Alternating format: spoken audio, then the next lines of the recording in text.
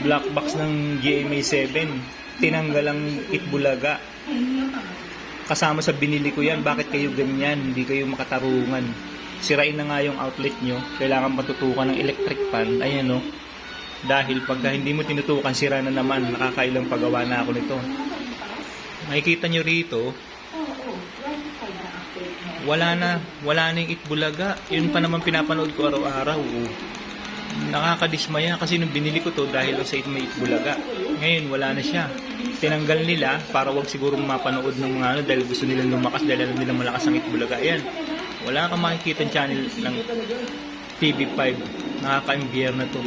Kung pwede ko lang isoli itong TV box nila, isusoli ko na to eh. Bukod sa pahirap eh.